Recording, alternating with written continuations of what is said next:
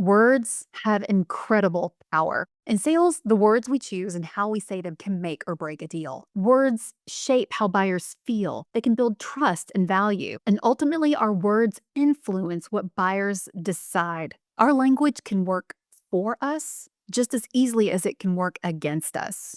Hey there, sales pros. I'm Rachea Pendley with Short Consulting. Today, let's gain some insights on 3 key areas where we can transform our word choice and turn more sales conversations into sales conversions. Number 1, be clear with your language. Author Brené Brown famously says that clarity is kindness. Being clear in our words, especially when we're having difficult conversations, it's a form of respect. It avoids confusion. And that keeps us from creating unnecessary tensions and possible misunderstandings with our buyers. But clarity is also confidence. Using phrases like, I think, or maybe, prompt buyers to hesitate. Not only that, but unclear phrases prompt unspoken what if questions, and those can drive up a buyer's perception of their cost and their fear. Worst case, being unclear with your buyers also prompts questions about whether or not you're the expert that they need to be helping them through this home buying process. It can damage your likability. Shut up, they like me. They always give me free lemonade refills. So choose clear language that boosts confidence.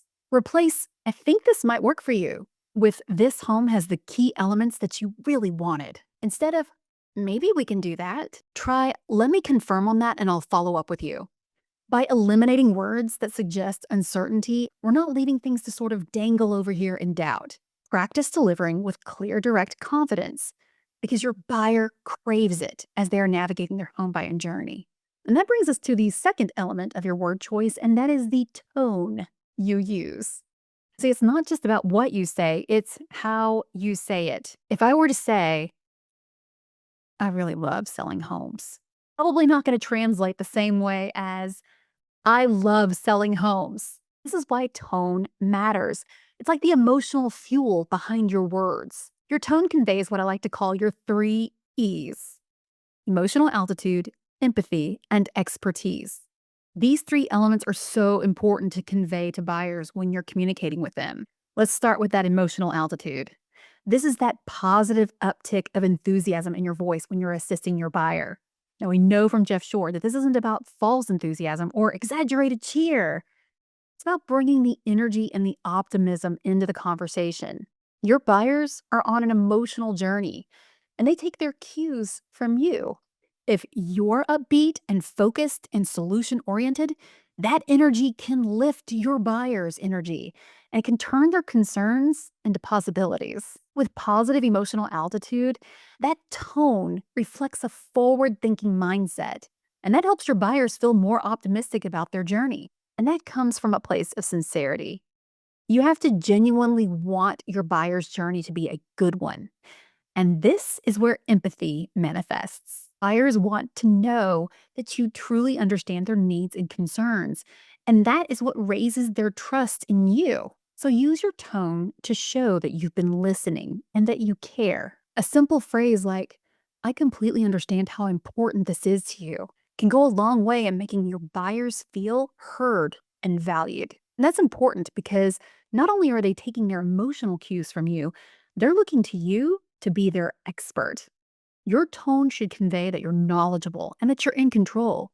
Speak with calm confidence, especially when disclosing things like price or timing or complex processes.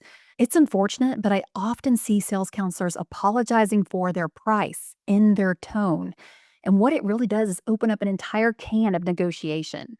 Practice your price delivery and watch whether or not your tone lifts at the end of a sentence. This is called uptalk, and it turns what should be declarative statements into questions. For example, if the buyers hear you say, the price is about $500,000, Damn it! Who typed a question mark on the teleprompter?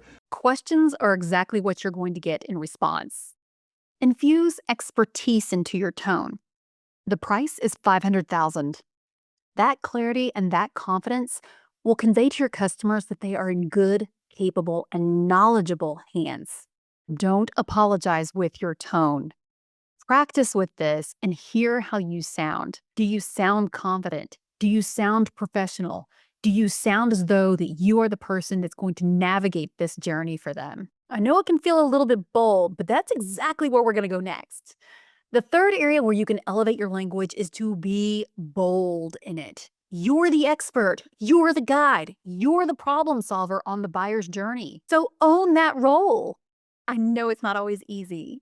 Buyers can throw out some of the craziest questions and it can stump us up. It's not always possible to have the right answer, but you can always control how you respond. Language that diminishes your authority, like, I don't know, I'll ask my manager.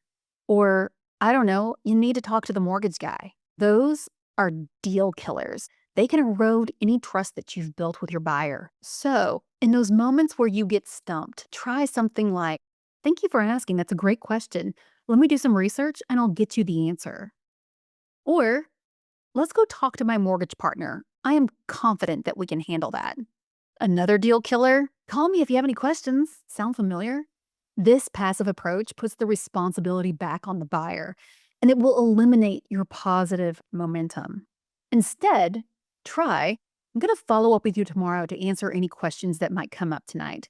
Does 10:30 work? You see, being bold doesn't mean being pushy. It means you're owning your expertise and you genuinely care about removing the roadblocks that are preventing the buyer from doing what they want to do, just buying a new home. What you're really telling them is that you are the obvious choice to lead them in their home buying journey. So remember, your words are powerful tools. Be clear and confident. Use a tone that conveys expertise, empathy, and emotional altitude. And replace that yielding language with trustworthy responses. Master these 3 techniques and you'll inspire confidence, build trust, and ultimately sell more homes. Once again, I'm Rachea Pendley with Shore Consulting. Thank you so much for watching today. And don't forget to like, share, and subscribe for more content. Until next time, go out there and make those words work for you. Happy selling.